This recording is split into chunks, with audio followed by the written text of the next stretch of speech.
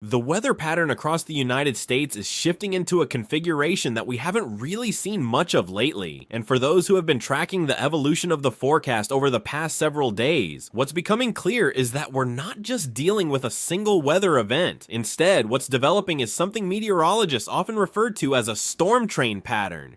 This is a setup where the jet stream locks into a particular orientation and then just keeps feeding disturbances along the same general track one after another in fairly rapid succession. It's the kind of pattern that doesn't give you much of a break between systems, and the impacts tend to accumulate over time rather than being isolated to just one day or one event.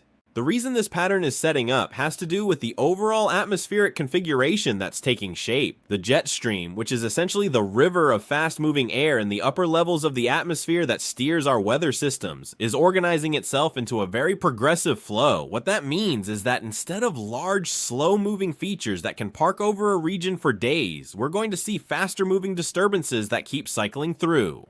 Each one of these disturbances has the potential to develop into a storm system as it moves along the jet stream, and because they're all following roughly the same path, the areas that get impacted by one system are likely to see impacts from the next one as well. This is what creates that train-like succession of storms. Over the next several days, we're tracking at least 2 significant winter storm systems that are going to move through large portions of the country.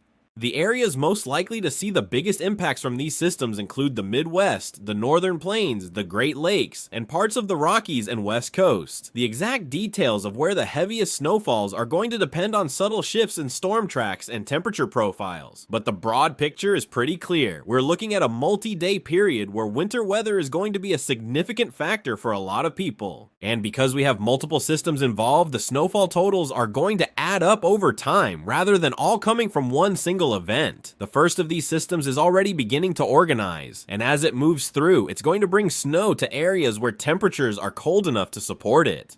The upper Midwest and Northern Plains are looking like primary targets for accumulating snow, and depending on how things evolve, some of these areas could see prolonged snow events that last well beyond just a few hours. One of the wrinkles with this particular setup is the potential for lake-enhanced snowfall in the Great Lakes region. When you have cold air moving across the relatively warmer waters of the lakes, it can enhance snowfall rates and lead to localized areas of higher accumulation, particularly on the downwind shores. This is something that's going to need to be watched closely, especially in areas that are already dealing with snow on the ground from previous events. The mountain regions of the Rockies are also going to see their share of snow from these systems. Mountain snow is always a bit different because elevation plays such a critical role in determining not just how much falls, but also what type of precipitation you get. Higher elevations are pretty straightforward in terms of expecting snow, but at lower elevations and in the valleys, the line between rain and snow can be tricky to pin down.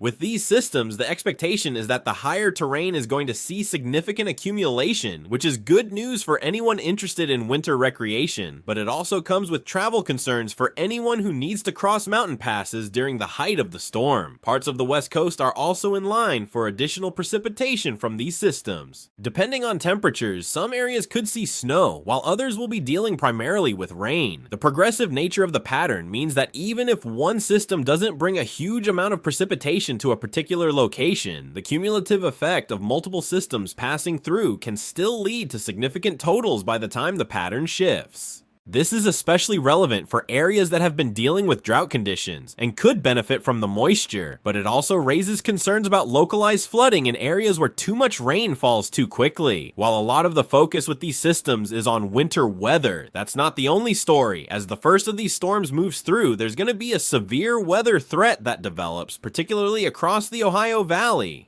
This might seem counterintuitive when we're talking about winter storms in other parts of the country, but it's actually a fairly common scenario when you have these kinds of systems. What happens is that ahead of the cold front associated with the storm, you get a surge of warmer, more humid air pushing northward. This creates instability in the atmosphere, and when you combine that with strong wind shear, which is the change in wind speed and direction with height, you create an environment that can support severe thunderstorms. The timing for this severe weather threat set is shaping up to be around the middle of the week, and the main concerns are going to be the potential for tornadoes, strong wind gusts, and possibly some large hail. Severe weather in the cooler months is always something that requires extra attention because people tend to be less aware that it's even a possibility. The storms that develop in these setups can be just as dangerous as anything you'd see during the traditional spring severe weather season, and because they often occur during the transition seasons, the public awareness and preparedness sometimes aren't quite at the same level.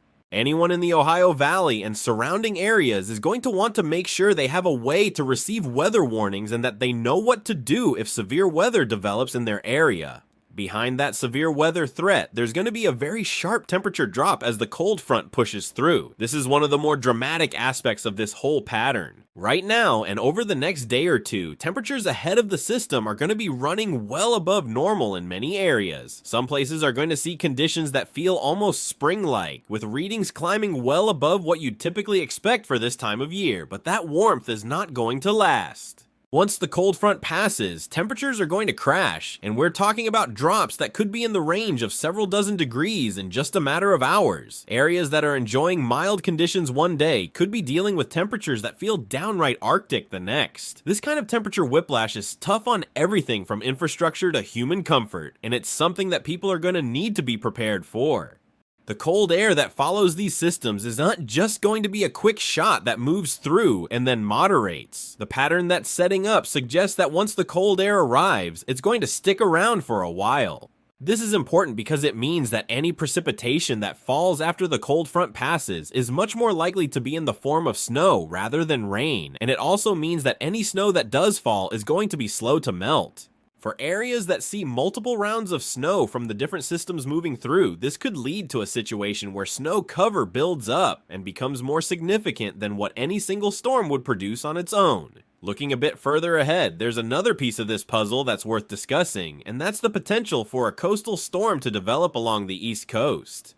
This scenario is sometimes referred to as a nor'easter, and it would involve a low-pressure system organizing near the coast and then intensifying as it moves northward. If this develops, it would bring its own set of impacts, including the potential for heavy snow in colder areas to the north, a mix of rain and snow in transition zones, and strong winds along the coast.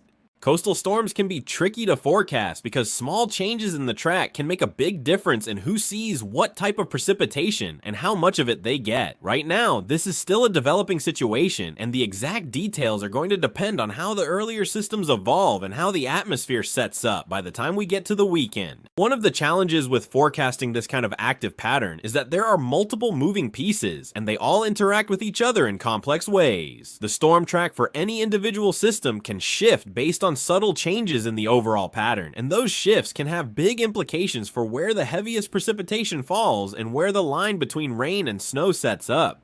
The models that we use to forecast the weather are getting better all the time, but they still struggle with some of these details, especially when you're looking several days out. That means that while we have a good sense of the big picture and the overall pattern, some of the specifics are still going to need to be refined as we get closer to each individual event. Travel is going to be a significant concern throughout this period, particularly in areas that see heavy snow. When you have multiple systems moving through in succession, it can be difficult for road crews to keep up, and conditions that might be manageable after one storm can become much more challenging when you add snow from a second or third system on top of what's already there. Airports in affected areas could see delays and cancellations, and anyone who has travel plans during this time frame is going to want to build in some extra flexibility and stay on top of the latest forecasts. Beyond just the snow, the strong winds that are expected with some of these systems can create additional problems, particularly in terms of blowing and drifting snow that can reduce visibility and make roads impassable even in areas that don't get a huge amount of accumulation. There's also the potential for power outages, particularly in areas that see a combination of heavy snow and strong winds. When snow accumulates on tree branches and power lines, and then you add strong winds into the mix, things can start to break and come down.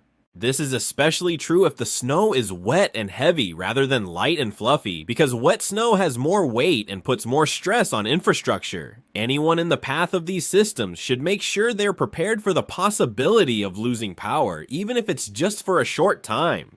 The flooding potential is another aspect that shouldn't be overlooked, particularly in areas where the precipitation falls primarily as rain rather than snow. Even though we're talking about winter storms in many locations, there are going to be areas where temperatures are just warm enough that most of what falls comes down as rain.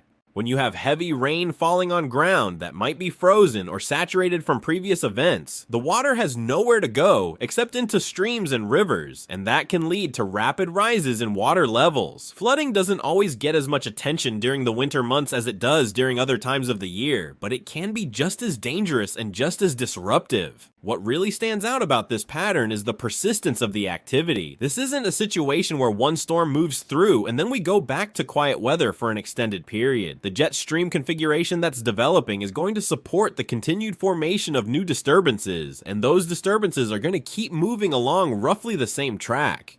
That means that even after the initial systems move through, there's likely to be additional weather on the way. The pattern is expected to remain active for at least several days, and possibly longer depending on how things evolve. This is the kind of setup that keeps forecasters busy, because there's always something new developing, or something that needs to be monitored. For areas that have been relatively quiet weather-wise over the past several weeks, this is going to feel like a significant change. But for areas that rely on winter precipitation, whether for water supply or for winter recreation, this could be a welcome shift. The key is going to be balancing the benefits of the precipitation with the challenges that come from dealing with active weather over an extended period. The impacts are going to vary quite a bit from one location to another depending on exactly where each system tracks and what the temperature profile looks like, but nearly everyone in the affected regions is going to be dealing with some type of weather-related impact over the next several days. As this pattern unfolds, staying informed is going to be critical. The forecast is going to continue to evolve as we get new data and as the models refine their predictions for each individual system. What looks like a high confidence forecast for the broad pattern might have more uncertainty when it comes to specific details like exact snowfall amounts or the precise location of the rain-snow line. That's just the nature of forecasting in an active pattern like this. The best approach is to keep checking for updates, have a plan in place for different scenarios, and be ready to adjust as conditions warrant. This is shaping up to be one of the more active stretches of weather we've seen in a while, and it's going to require attention and preparation from everyone in the path of these systems.